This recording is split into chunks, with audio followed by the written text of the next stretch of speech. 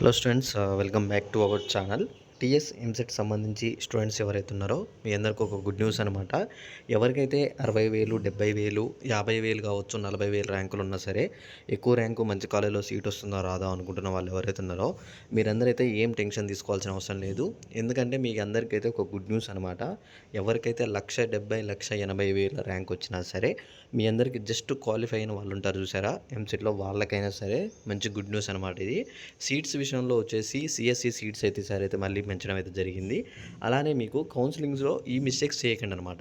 Web ఆప్షన్స్లో కానీ కౌన్సిలింగ్లో కానీ మీరు ఈ మిస్టేక్స్ చేస్తే మీకు మంచి సీట్ అయితే రాదు. మిస్టేక్స్ ఏవి చేయకూడదు అని చెప్పేసి ఈ వీడియోలో చెప్తాను. కౌన్సిలింగ్ ప్రాసెస్ ఎలా చేయాలి, వెబ్ ఆప్షన్స్ ఎలా పెట్టుకోవాలి అని చెప్పి కూడా నేను క్లారిటీగా మీ అందరికైతే చెప్తాను అనమాట. మీరు చేయవలసిందల్లా ఏం లేదు, ఈ వీడియో కింద ఒకసారి అయితే కామెంట్ చేయండి మీరందరైతే. అలానే డిస్క్రిప్షన్లో మీ యొక్క లింక్, మన టెలిగ్రామ్ లింక్ ఇచ్చానమాట. మీరు ఆ లింక్ మీద క్లిక్ చేసి ఆ గ్రూప్లో జాయిన్ అయితే మీకు ప్రతి ఒక్క అప్డేట్ కూడా నేను టెలిగ్రామ్ గ్రూప్లో అందజేస్తాను. ఓకే, ఇక్కడ చూసుకోండి. ఫస్ట్గా మీకు ఇక్కడ ర్యాంక్స్ అనేవి ఎలా ప్రొవైడ్ చేస్తున్నారు అన్న దాని గురించి మీరు ఇక్కడ చూసుకోవచ్చు. ఇక్కడ సిఎస్సి కావచ్చు, అలానే మెకానికల్ కావచ్చు, మీ అందరికీ ర్యాంక్స్ విషయంలో నేను చెప్పేది ఏంటి అంటే, ఈ సర్టిఫికేట్ వెరిఫికేషన్స్ ఫస్ట్ ఎప్పుడునే చూడండి. స్లాట్ బుకింగ్ వచ్చేసి మనకి ఫేజ్ 1 వచ్చేసి 27 మనకైతే ఉందన్నమాట. స్లాట్ బుకింగ్ వచ్చేసి 27 నుంచి మనకి స్లాట్ బుకింగ్ అయితే ప్రాసెస్ అయితే జరుగుతుంది.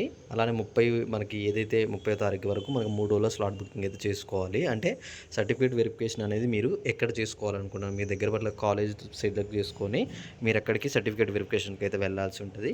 ఆ తర్వాత మీకు వెబ్ ఆప్షన్స్ అనేవి జూన్ 30 రోజు మనకి వెబ్ ఆప్షన్స్ అయితే ఉంటాయి అనమాట. అయితే మెయిన్ నేను చెప్పేది ఏంటంటే, ఈ వెబ్ ఆప్షన్స్లో కాలేజ్ సెలెక్షన్ అనేవి మీరు ఎలా చేసుకుంటారంటే, ఇక్కడ మీకు వచ్చిన ర్యాంక్కి ఫస్ట్ మీరు ఓవరాల్గా ర్యాంక్ ఎంత వచ్చింది చూసుకోండి.